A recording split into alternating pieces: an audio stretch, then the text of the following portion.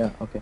I'll go into the outlook right now at 2013, and I'm going to cover into the three main areas. Of course, we look at the global standpoint, the economic standpoint, and of course the political standpoint, which is always important as well. I've added a little bit of fun into it. So in the outlook, I always say, let's talk like how Malaysians always talk. And as Malaysians, we always have a lot of things. I believe four main topics that's always on our head, and I always like to associate that back to property investment. So of course, if you ask what do Malaysians love to talk about, okay, especially me, I will say that number one on my mind is food. So I'll cover food in respect to the outlook and of course property investment. That's one thing. Another thing that we always talk about, but of course we're very shy lah. But one thing we're very proud about also lah, is that we beat a lot of the Asian cities around there. We're going to talk a little bit about, this is a bit RA lah, huh? So we're going to talk a little bit about sex. Okay. The next part of it, of course, everyone on their mind is always about money. And last but not least, especially this year, it's becoming a hot topic. We're going to talk a little bit about politics. And of course, when we talk about all this, we're going to share them in reference to the outlook for 2013. And yes, I'm going to focus on all just four areas in regards to property investment, of course, right? So let's just bring it back to the first part, which is food at the moment. So when we talk about food, it's a metaphor. It's a metaphor meaning that there's a lot of flavors in a world of today. So and food represents to me, the econ is very, very tied down to the economy structure of many countries. So when I say about food, I'm actually reference to the different parts of the world. So like in the Western world, of course, we then love the Western food. And then in Asia, we have the different types of noodles and fried rice. So that'll be representing different countries. Okay. So let's talk about the first food on the menu. I hope everyone has taken their breakfast. So the first part is Western steak. And of course, Western steak, as when we talk about this in reference, we're talking about the European countries and of course in primarily US. It has been a flavor that has been bittersweet for us recently. I think it's been a long time favorite for a long time, for many years, but for the past 5 years, I believe it has lost its flavor. So when I talk about Western food, I'm actually going back into US. And when we talk about outlook, we always have to look back into the previous years. The outlook of 2013 can never come from the future, it can only come from what has happened in the past. And I want to bring this time around to go back a little bit in the past to make you understand, or make all of us understand, how is this going to affect what we're going to do this coming year, all right, or this year, okay? So let's bring it back to the time of the subprime crisis in 2008. I think this is the pinnacle of it all, where we just thought it was a simple mortgage problem happening in the US. What we didn't know, if you look at the picture, is what's on top of it is a huge financial institution sitting on the mortgage itself. And something as small as a housing loan was easily made the rest of this financial institution collapse. So it all started the moment people started to foreclose their house. I mean, they couldn't pay their mortgages. And we thought something simple as that could be solved. However, what it led to was a huge, huge decline.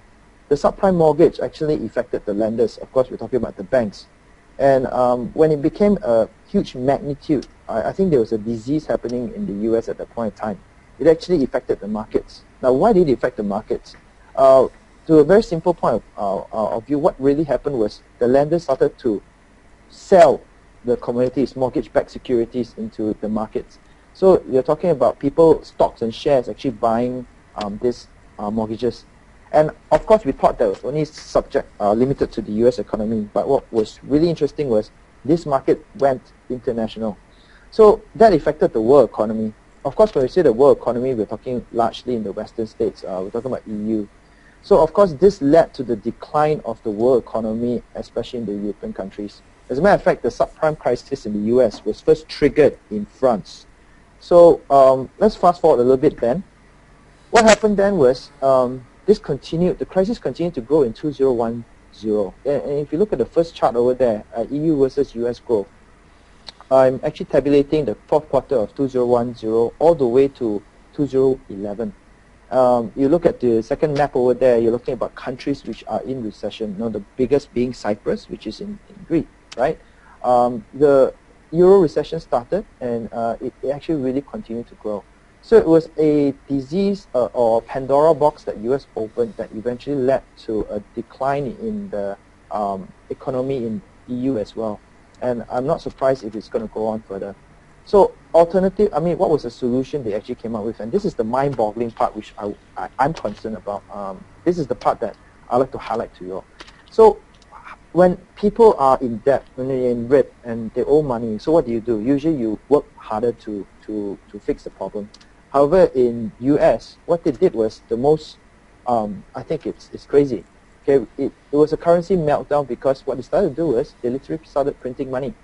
Okay, this is a chart that I really have to spend a little bit of time to explain about. Okay, so this is the Federal Asset Purchase Program. So in other words, they give it a lot of funny names. All they're doing is just printing a lot of money. So I want to bring back to QE1, where it was first thought that all they needed was this first, what we call the quantitative easing, to reduce the debt and to actually counteract the current the time at that point, the economy, and balance it. So they thought that first quantitative easing was sufficient, right? November 2008 to it only lasted as far as a year and a half. 1,750 billion US dollars. 1,750 billion dollars, right? Was printed.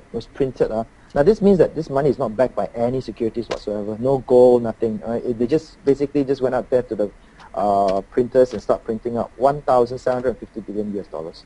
It lasted about a year and a half, all right? And then guess what? They ran out of money, so they started with QE2, and in QE2 they printed another 600 billion US. This is billion US dollars, and look at it. Less than a year, they ran out of money again.